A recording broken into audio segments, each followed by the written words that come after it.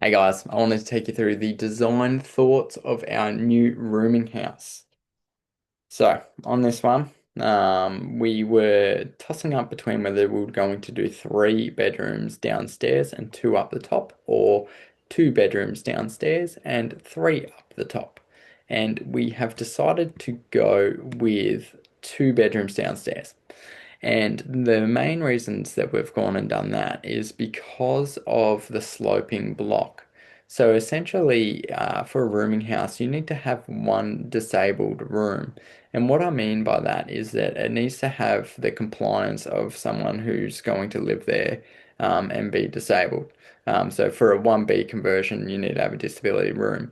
You can get exemptions and you can get it exempted, and then you go and build an ambulance room, which we usually try and go for. However, you have to, when you're purchasing these items, just go on the assumption that you will have to have a disabled room.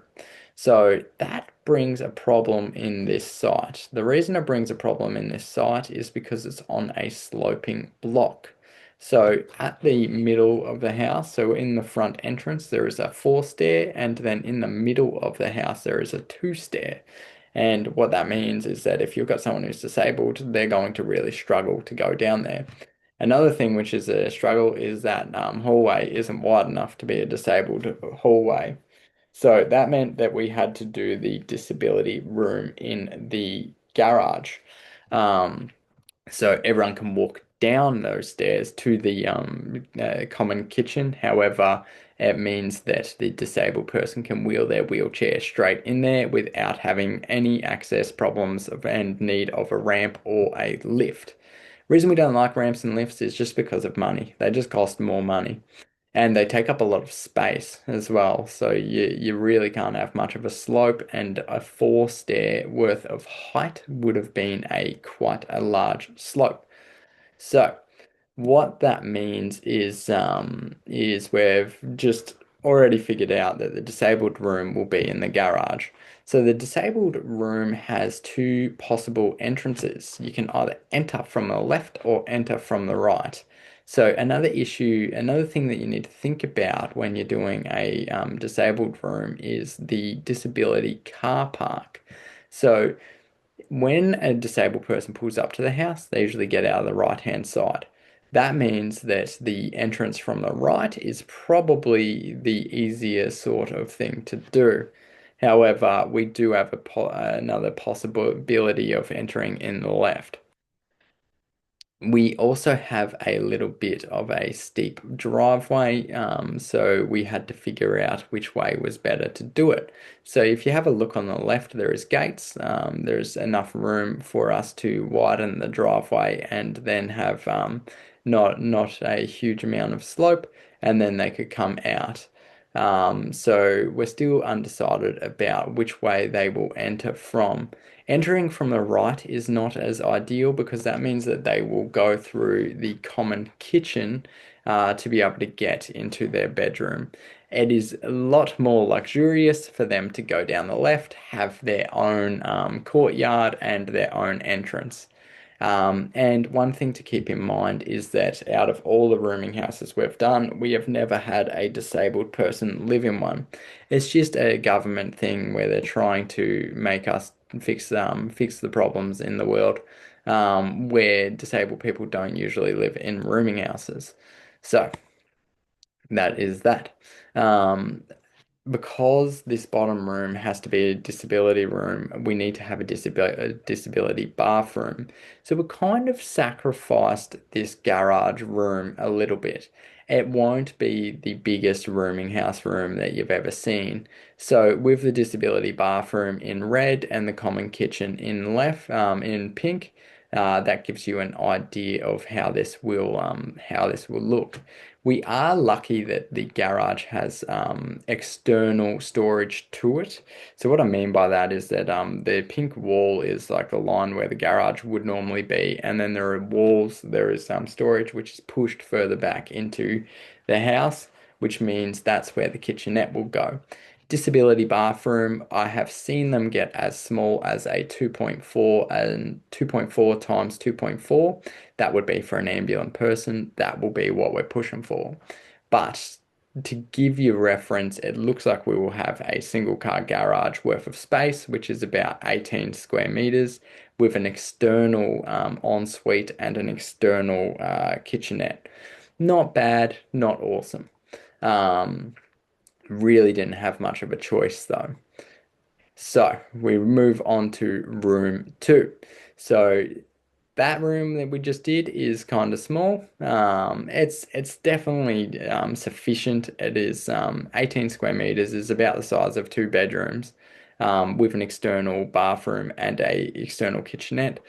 So it is not too bad.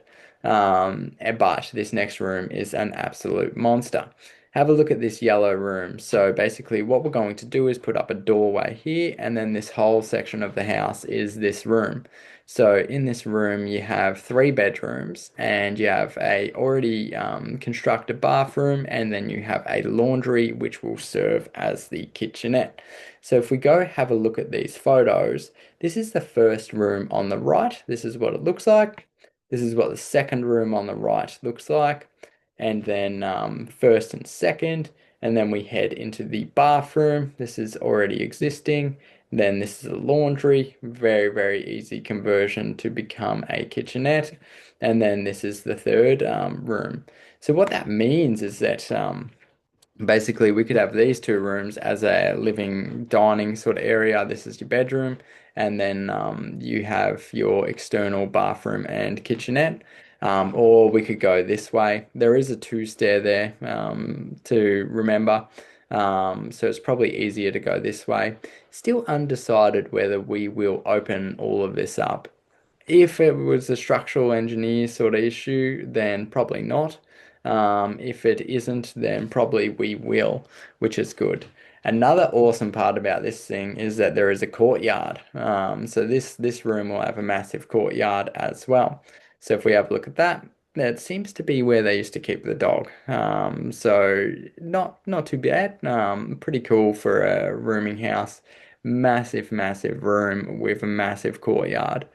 We have had rooms in the Gold Coast rent for about 550 bucks a week, and this will be significantly better than any of those rooms. So it'll be interesting to see what this thing rents for. All right, so now what we do is we go upstairs and we go into bedroom number three.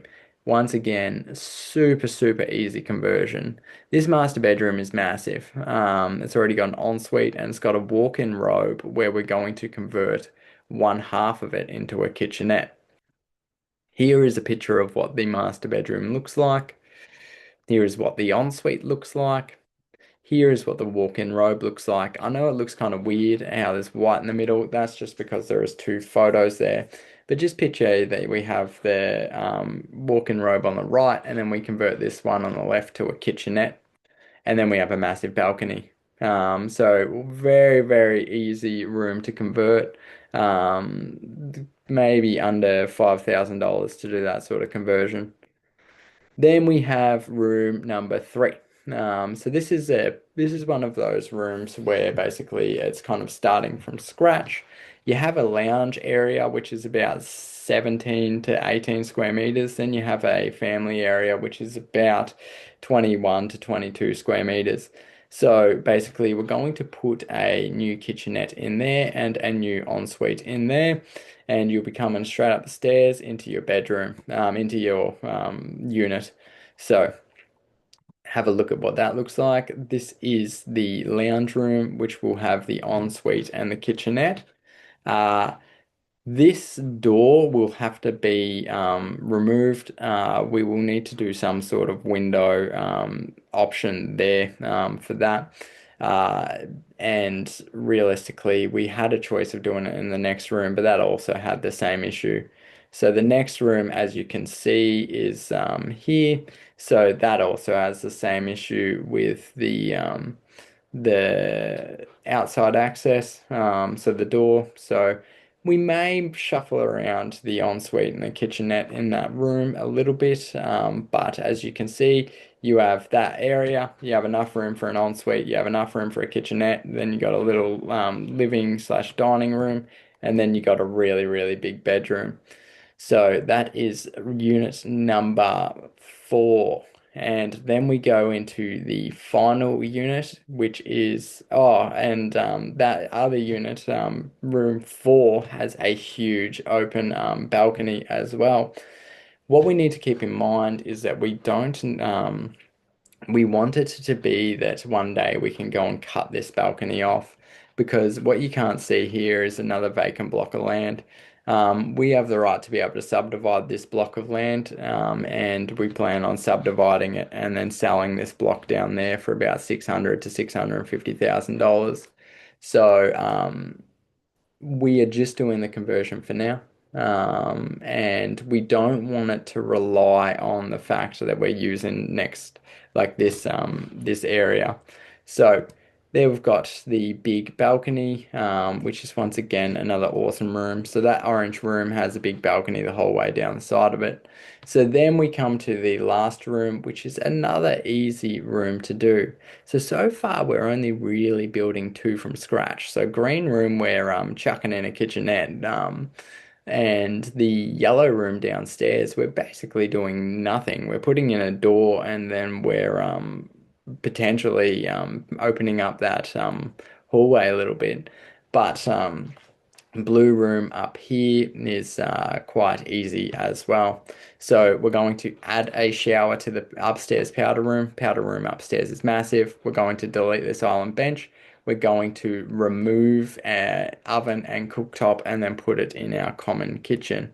So if we have a look at some of those photos there, this is what the powder room looks like. So we've measured it up. There's enough room to put a shower there. We move that basin to over here, and then we delete this cooktop, find some sort of shelving solution just there. We just keep that as is, and then we delete the island bench. So you've got the ensuite here, and then you come through into this room, and then you'd have your bed in here, you'd have your kitchenette over against that wall, and once again, another fairly large room, which is really good. So this is a absolutely easy conversion. Very, very cool. It should be very cost effective too, which is awesome, and looking forward to it. Other cool thing is that this deal makes like $450,000 equity, because we can go and subdivide a block off the side. Not to mention we make an equity uplift on this rooming house as well. All right, there's a bit of a rundown of how we've gone and planned out this floor plan.